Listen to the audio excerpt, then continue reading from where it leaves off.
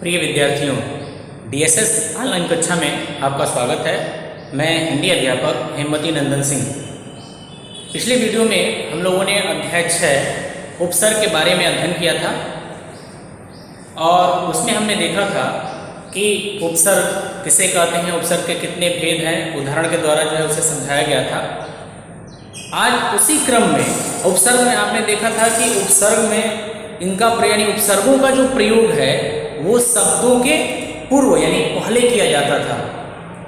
यानी ऐसे शब्दांश जो किसी शब्द के पूर्व अर्थात पहले जुड़कर शब्द में नवीनता ला देते हैं उन्हें हम क्या कहते हैं, उपसर्ग कहते हैं। तो अब जो है अगला है अध्याय 7 प्रत्यय। प्रत्यय के बारे में हमें पढ़ना है। प्रत्यय किसे कहते हैं, प्रत्यय के भेद कितने होते हैं और सभी भेदों को क्रमबद्ध तरीके से अध्ययन करेंगे। तो प्रत्यय क्या है कि ऐसे शब्दांश, शब्दों के अंश, याद रखिएगा, शब्दांश अर्थात शब्दों के टुकड़े, अंश, छोटे छोटे टुकड़े जो किसी शब्द के बाद में यानी अंत में उपसर्ग में पहले जुड़ते थे और प्रत्यय में बाद में जुड़ेंगे। तो इसकी परिभाषा क्या हो जाएगी, ऐसे शब्दांश जो किसी शब्द के अंत में जुड़कर उसके अर्थ में नवीनता लाते हैं उन्हें हम क्या कहते हैं, उन्हें प्रत्यय कहते हैं। देखिए परिभाषा मैंने यहाँ पे लिखा है कि जो शब्दांश किसी शब्द के अंत में, किसी शब्द के अंत में जुड़कर उसके अर्थ में नवीनता, नवीनता लाते हैं वे प्रत्यय कहलाते हैं। क्या कहलाते हैं, प्रत्यय कहलाते हैं। जैसे आपको उदाहरण लिखा है नील धन आवड़, तो ये आपका मूल शब्द हो गया। ये क्या हो गया, मूल शब्द, मूल शब्द हो गया नील। और आवड़ क्या है, ये प्रत्यय है, प्रत्यय है। ठीक है, याद रखिएगा, ये मूल शब्द और ये प्रत्यय। अब नील जो मूल शब्द है इसमें जब हमने आवट प्रत्यय जोड़ दिया इसके अंत में, तो ये जो नया शब्द यहाँ लिखिए, जो नया शब्द बन रहा है वो क्या है, मिलावट, मिलावट। ठीक है, ये बन गया नया शब्द इससे। उसी प्रकार खेल धन औना, ये हो जाएगा खिलौना। क्या हो जाएगा, खिलौना। सच धन आई, आई प्रत्यय इसमें जुड़ा हुआ है, यह हो गया सच्चाई, सच्चाई। लड़का धन पन यानी प्लस, इसको प्लस आप कहते हैं, लड़का प्लस पन, ये हो जाएगा लड़कपन, लड़कपन। तो ये उदाहरण है प्रत्यय के। हमने देखा कि मूल शब्दों में जब प्रत्यय जोड़ रहे हैं तो वो शब्द में नवीनता आ रही है। देखिए यहाँ पे सच में आई प्रत्यय जोड़ा गया, सच्चाई। लड़का में पन जोड़ा गया, लड़कपन। ये नवीन शब्दों का निर्माण हो रहा है, नवीन शब्द की निष्पत्ति हो रही है, उत्पत्ति हो रही है, इसलिए यहाँ पर प्रत्यय का प्रयोग किया गया है और यह प्रत्यय है, प्रत्यय का उदाहरण है। अब इसमें अगला आता है कि प्रत्यय के भेद कितने हैं। तो प्रत्यय के मुख्यतः 2 भेद हैं। एक होता है कृत प्रत्यय जो क्रिया की धातु के साथ जुड़ता है वो, और दूसरा जो होता है वो होता है तद्धित प्रत्यय जो संज्ञा, विशेषण, सर्वनाम और अव्ययों के साथ जो है उसको जोड़ा जाता है। तो इसके आधार पर उसका वर्ग विभाजन किया गया है। तो कृत प्रत्यय में पहला जो भेद है, यहाँ देखिए मैंने लिखा है कि प्रत्यय के भेद, प्रत्यय के 2 भेद हैं, यानी 2 भेद होते हैं। पहला जो है वो है कृत प्रत्यय और दूसरा तद्धित प्रत्यय। अब कृत प्रत्यय, कृत यानी क्रिया से संबंधित है, तो क्रिया का जो मूल रूप होता है उसको हम धातु कहते हैं। जो क्रिया का मूल रूप, मैं यहां लिख रहा हूं, क्रिया का मूल रूप क्या होता है, धातु। या हम ये कह सकते क्रिया के मूल रूप को धातु कहते हैं,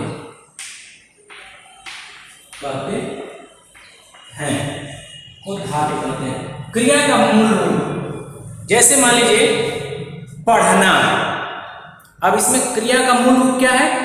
पढ़। लिखना, इसमें क्रिया का मूल रूप क्या है या धातु क्या है? इसमें है लिख। अब लिख नामक धातु के जब हम ना प्रत्यय जोड़ रहे हैं तो लिखना बन रहा है। पढ़ में जब ना जोड़ रहे हैं तो पढ़ना बन रहा है।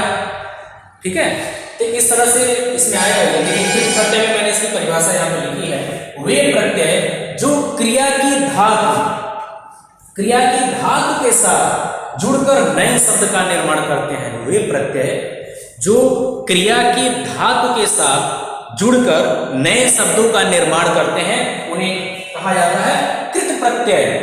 कृत प्रत्यय कहा जाता है। और इसके संदर्भ में एक आप चाहे तो मुख्य बिंदु के रूप में भी लिख सकते हैं। कभी कभी ये पूछा भी जाता है, ऑब्जेक्टिव टाइप क्वेश्चन में भी ये आता है बहुविकल्पी प्रश्नों में, कि कृदंत किसे कहते हैं? कृदंत अर्थात इसी कृत प्रत्यय को कृदंत भी कहते हैं।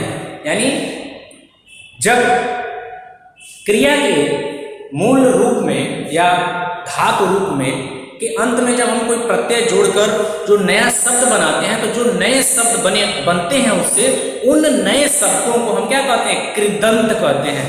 जैसे देखिए यहाँ पे मैंने लिखा भी ऐसे, कृत प्रत्यय द्वारा बने शब्द कृदंत कहलाते हैं। उदाहरण से भी आपको समझ में आ जाएगा। उदाहरण मैंने यहाँ पे लिखा है, लिख धन आवट बराबर लिखावट, यानी लिख प्लस आवट बराबर लिखावट। अब देखिए ये लिख क्या है? ये धातु रूप है। क्रिया का जो मूल रूप है ये धातु है। अब इसमें जो हमने आवट जोड़ दिया प्रत्यय, ये बन गया लिखावट। ठीक है, तो जो ये लिखावट जो नवीन शब्द बना है इसको हम क्या कहेंगे? कृदंत। कृदंत, इस शब्द को हम क्या कहेंगे? कृदंत कहेंगे। ठीक उसी प्रकार पठ धन अनीय, पठ जो क्या है वो धातु रूप है यानी क्रिया का मूल रूप, और उसमें अनीय नामक प्रत्यय जोड़ा गया है तो ये बना है पठनीय। और ये पठनीय जो नवीन शब्द है ये क्या है? कृदंत है। ठीक है, तो ये हो गया कृत प्रत्यय किसे कहते हैं। अब इसमें हम आगे पढ़ेंगे कि कृत प्रत्यय के कितने भेद हैं।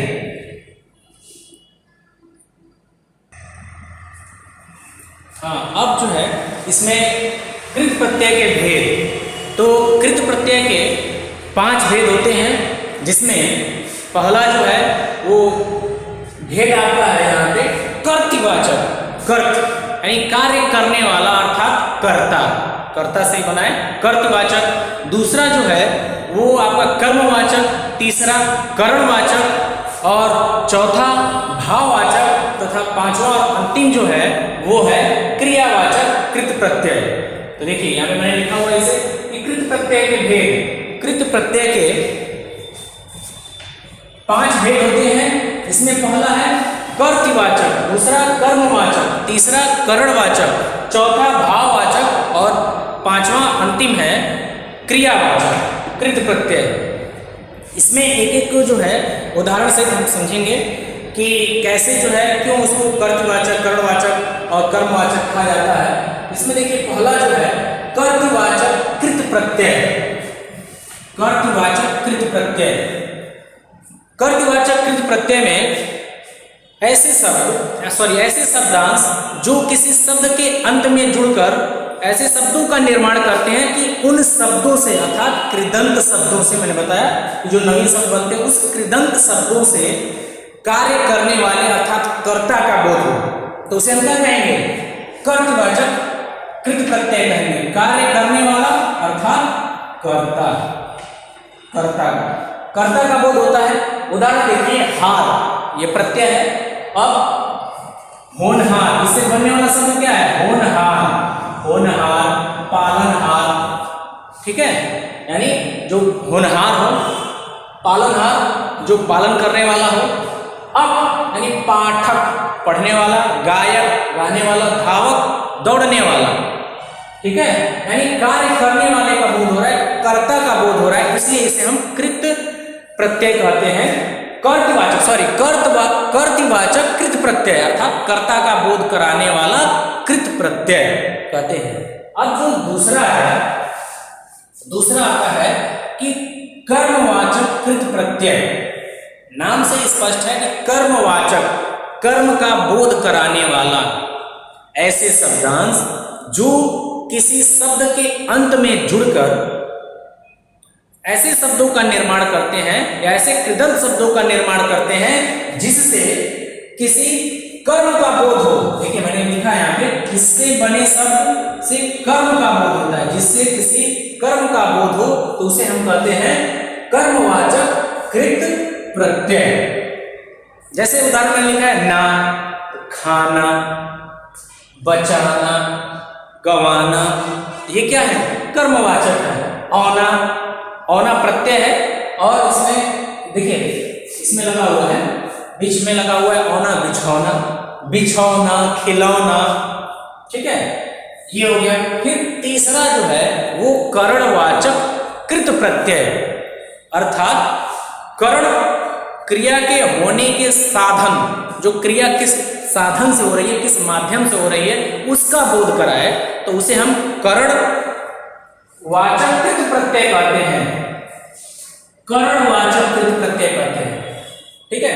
देखिए इसमें मैंने लिखा है कि क्रिया के साधन का बोध कराने वाले, यानी करणवाचक कृत प्रत्यय में ऐसे शब्दांश या ऐसे कृदंत शब्द, कृदंत मैं बार बार ये शब्द यूज कर रहा हूं, प्रयोग में ला रहा हूं, और मैंने इससे पहले बताया था कि कृदंत किसको कहा जाता है। तो ऐसे कृदंत शब्द जिससे क्रिया होने के जो साधन है उसका बोध होता है, उसका बोध कराता है, उसे हम कहते हैं करणवाचक कृत प्रत्यय। जैसे आ जो प्रत्यय है, इससे बनने वाले जो शब्द हैं ये सब कृदंत हैं। कृदंत, इनको हम कृदंत कहेंगे, जो शब्द रचना हो रही है कृदंत शब्द हो गए। घेरा, मेला, झूला, ये आ से बनने वाले हैं। लास्ट में जो है इसके अंत में आ है। नी, ओढ़नी, कतरनी, ठीक है।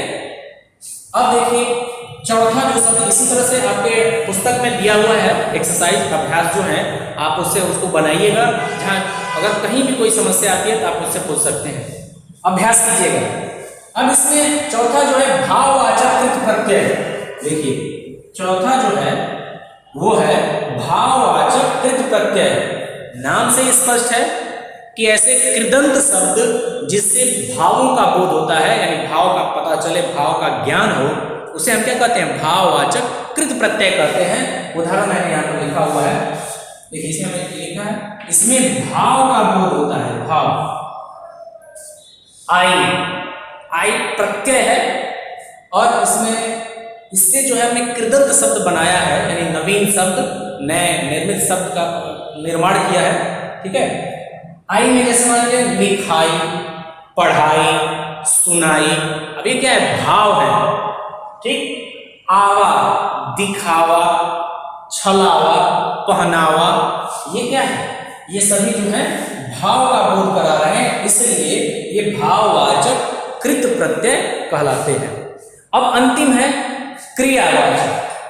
अंतिम जो है वो है क्रियावाचक कृत प्रत्यय। नाम से स्पष्ट है कि ऐसे कृदंत शब्द जिससे क्रिया का बोध हो, क्रिया का ज्ञान होता है, उसे हम क्या कहते हैं? उसे क्रियावाचक कृत प्रत्यय कहते हैं। या इसकी परिभाषा आपको लिखनी है तो आप ऐसे इसको लिख भी सकते हैं कि ऐसे शब्दांश जो किसी शब्द के अंत में जुड़कर ऐसे नवीन शब्दों का निर्माण करते हैं, ऐसे कृदंत शब्दों का निर्माण करते हैं जिससे कि क्रिया का बोध हो, तो उसे हम क्या कहेंगे? क्रियावाचक कृत प्रत्यय कहेंगे। इसी तरह से सबकी परिभाषा आप लिख सकते हैं, पुस्तक में दिया भी है, बस इसको समझ लेंगे तो इसकी परिभाषा आप लिख भी सकते हैं। अब देखिए उदाहरण, क्रिया का बोध कराने वाले या एक प्रत्यय है और इससे हम लोग कृदंत शब्द बना रहे हैं, नवीन शब्द बना रहे हैं जो क्रिया का बोध कराएंगे। गाया, खाया, सोया, यानी गाना, खाना, सोना, चलना, ये सब क्या है? क्रियाएं हैं, उसी से बना है। गाया, लास्ट में या है। खाया, सोया। अब कर, दूसरा जो शब्दांश है, प्रत्यय शब्दांश है, वो है कर। इससे बनाया गा कर, खा कर, सो कर। ठीक है, तो ये था कृत प्रत्यय के भेद। कृत प्रत्यय के कितने भेद होते हैं इसे हमने समझा। तो एक चीज इसमें याद रखिएगा कि जो प्रत्यय होते हैं उनका स्वतंत्र रूप में कहीं प्रयोग नहीं किया जाता है। स्वतंत्र रूप में वो किसी के साथ, वो मूल शब्द के साथ ही उनका प्रयोग किया जाता है। स्वतंत्र रूप में उसका कोई निश्चित प्रयोग नहीं किया जाता है, कहीं भी नहीं किया जाता है।